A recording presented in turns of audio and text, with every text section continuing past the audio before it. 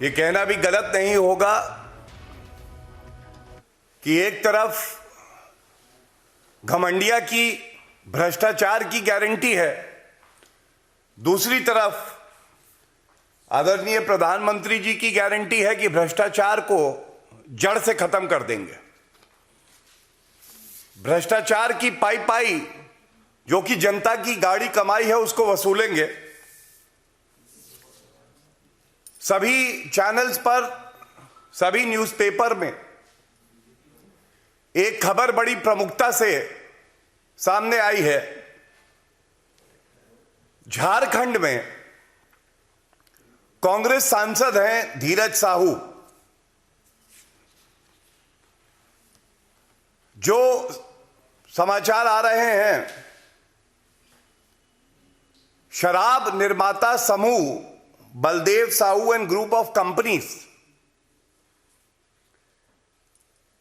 इस पर IT raid हुई है जो कि 3 प्रदेशों में, झारखंड में, ओडिशा में और पश्चिम बंगाल में 10 ठिकानों पर 2 दिन तक चली है। जो तथ्य सामने आए हैं ये बड़े ही चिंताजनक हैं। ऐसी 9 अलमारियां हैं, 9 अलमारियां जिसमें करीब 100 करोड़ रुपए की नकदी मिली है। मैं पुनः कहूंगा, 9 अलमारियों में 100 करोड़ रुपए से ज्यादा की नकदी आईटी के छापे में मिली है। और 2 तस्वीरें आपके समक्ष है, ये देखिए। पूरी अलमारी भ्रष्टाचार की काली कमाई से भरकर कांग्रेस के नेता अपनी जेब भर रहे हैं। ये रुपया गांधी परिवार तक जाता है, उनकी तिजोरी में जाता है। जनता की गाड़ी कमाई जिसका उपयोग जनता के हित के लिए होना चाहिए, कांग्रेस के एक सांसद के यहां से 100 करोड़ की नकदी पकड़ी जाती है। हिसाब लगाइए, एक सांसद के पास 100 करोड़ की नकदी पकड़ी गई है। कितने सांसद है कांग्रेस पार्टी के? पूरे विश्व का सबसे भ्रष्टाचारी परिवार गांधी परिवार है। पूरे देश से काली कमाई का इनका कलेक्शन कितना है? और सबसे बड़ी बात यह है, छत्तीसगढ़ चुनाव में बड़ी मजबूती से भारतीय जनता पार्टी ने एक और भ्रष्टाचार जो हुआ था महादेव ऐप का, उसको उठाया था।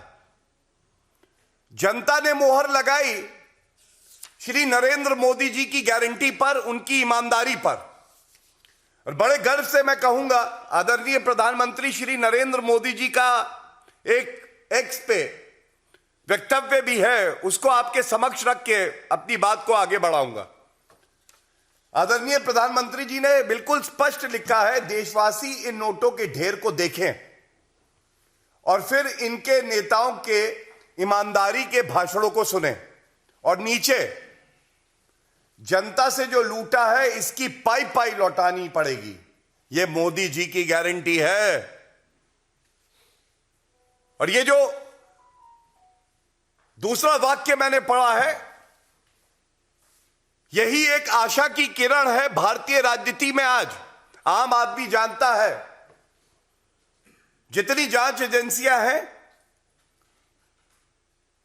जो जनता की कमाई भ्रष्टाचार से कांग्रेस के और घमंडिया के गुटों ने कमाई है, उसको निकाल रहा है, वसूल कर रहा है। एक एक रुपए की वसूली होगी। ये भ्रष्टाचारी जेल में जाएंगे। लेकिन कुछ महत्वपूर्ण सवाल यहां से उठाना अति आवश्यक है। जैसा मैंने कहा, मोदी जी की गारंटी है कि भ्रष्टाचार हो नहीं सकता है और साथ में जिसने भ्रष्टाचार किया है उसको जेल की सलाखों के पीछे सड़ना होगा। दूसरा, पाई पाई जो आपने भ्रष्टाचार करके जनता को लूटा है उसकी भरपाई करनी होगी। लेकिन इसके साथ एक और सवाल जो मन में आता है, और यह जनता का सवाल है, ये जो घमंडिया इंडी अलायंस, ये दीमक की तरह हमारे देश को, हमारी देश की अर्थव्यवस्था को, हमारे समाज को, हमारे नागरिक के अधिकारों को क्यों खा रहा है? क्यों कांग्रेस पार्टी, पापी आप, टीएमसी, ये सारी पार्टियां आज भ्रष्टाचार का पर्याय बन गई हैं, लूट खसोट का, कमीशन खोरी का। और सबसे बड़ी बात है, इस पे सोनिया गांधी जी चुप, खड़गे जी साइलेंट, राहुल गांधी याददाश्त चली गई।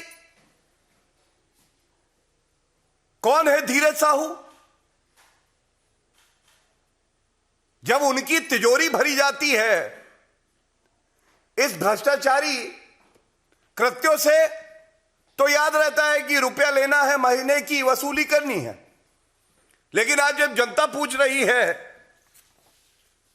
ये 100 करोड़ रुपया 9 अलमारियों में निकलता है। हिम्मत है राहुल गांधी की, खड़गे जी की, कि बाहर आए। हेमंत सोरेन जी, गठबंधन की सरकार है, गठबंधन कहें या ठगबंधन कहें, इतना बड़ा भ्रष्टाचार आपकी स्वीकृति के बिना नहीं हो सकता है। और ये फिर से शराब घोटाला है। हम सब जानते हैं संविधान में जो रूपरेखा दी गई है, एक्साइज, ये प्रदेश की सरकार का एक विषय है। आपने क्या कार्रवाई करी है? आप चुप क्यों हैं? क्या आपका भी कट आता है इसमें? और हम मांग करते हैं, हेमंत सोरेन जी की नाक के नीचे एक के बाद एक घोटाले होते रहे हैं। ऐसे मुख्यमंत्री को अपने पद पर बने रहने का कोई हक नहीं है। इन्हें तुरंत इस्तीफा दे देना चाहिए। मनरेगा में 550 करोड़ का घोटाला झारखंड सरकार का, कोल एलोकेशन में घोटाला, इलीगल माइनिंग में 1500 करोड़ का घोटाला, रूरल डेवलपमेंट के जो फंड्स हैं उसमें 1500 करोड़ का घोटाला, लैंड स्कैम, जमीन को लेके 3000 करोड़ का घोटाला, शराब घोटाला 1500 करोड़ का। यह बात भारतीय जनता पार्टी ने उठाई है और आप इंतजार कर रहे थे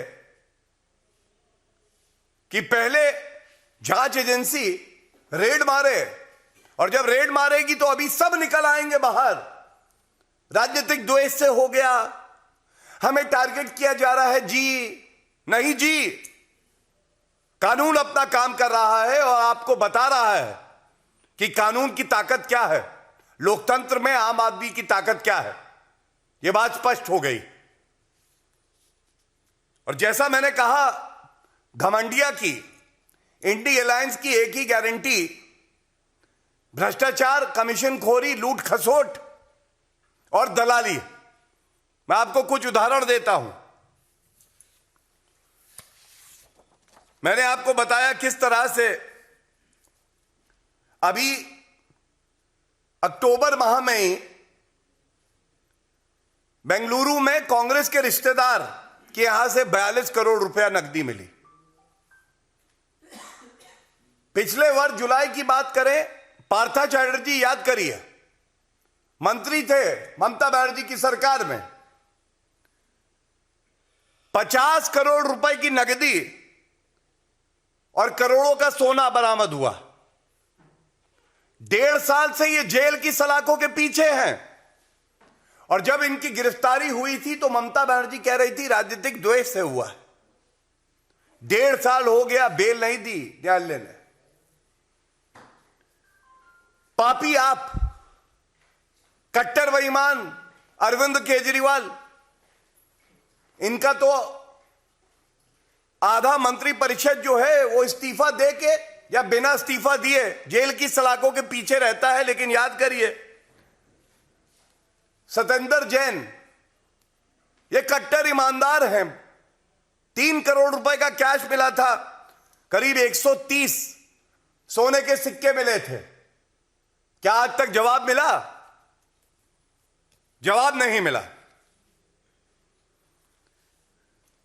पिछले वर्ष मई जून की बात है, झारखंड में ही अधिकारियों के घर से 20 करोड़ रुपया कैश मिला। अधिकारियों के घर से 20 करोड़ रुपया कैश मिला। अधिकारियों के घर से 20 करोड़ रुपया कैश। क्या बिना मुख्यमंत्री के संरक्षण के यह हो सकता है? महादेव ऐप की मैंने बात करी ही। और इसी तरह से याद करिए, चुनाव का समय जब था तो उत्तर प्रदेश में भी कन्नौज में एक बड़े इत्र कारोबारी थे, उनके यहां से लगभग 200 करोड़ रुपए कैश मिला था। अगर इन सब आप राशियों को जोड़ लें तो 1000 करोड़ रुपए कैश तो कहीं गया नहीं है। ये तो कुछ उदाहरण दिए हैं। क्या जनता ये नहीं पूछेगी कि 1000 करोड़ रुपए जिस पे हमारा हक है, आप लोग क्यों भ्रष्टाचार करके लूट खसोट बचाते हैं? और जब ईडी, सीबीआई, आईटी डिपार्टमेंट अपना काम करती है, ये सारे भ्रष्टाचारी एक हो जाते हैं और आरोप लगाने लगते हैं जांच एजेंसियों पे। जनता का विश्वास श्री नरेंद्र मोदी जी पे है, देश की न्यायालय पे है। और ईडी, सीबीआई और आईटी, ये बात जान लीजिए, कांग्रेस की सरकार में जो पिंजरे का तोता था वो अब नहीं रहा है। भ्रष्टाचारियों को काटेगा क्योंकि इनको दर्द होना चाहिए। और जब ये 14 राजनीतिक दल सर्वोच्च न्यायालय जाते हैं कहते हुए कि ईडी, सीबीआई और आईटी की कार्रवाई जो हो रही है ये द्वेष भावना से हो रही है, तो सर्वोच्च न्यायालय उस याचिका को निरस्त कर देता है। ये सारे तथ्य मैंने आपको इसलिए दिए। आज मोदी जी की गारंटी है कि कोई भ्रष्टाचारी बचेगा नहीं और जो गाड़ी कमाई है इसको वसूला जाएगा। एक तस्वीर मेरे सामने और आ गई, ये छत्तीसगढ़ की है। अब आप देखिए, ये 2 उदाहरण है। यहां पे 9 अलमारियों में 100 करोड़ और महादेव ऐप में भी हजारों करोड़ का घोटाला। छत्तीसगढ़ में तो जवाब मिल गया। जनता ने वोट की चोट पहुंचा दी है, दर्द अभी तक हो रहा है, कुछ लोग सदमे में हैं। ये कहना गलत नहीं होगा, झारखंड की जनता भी इंतजार कर रही है।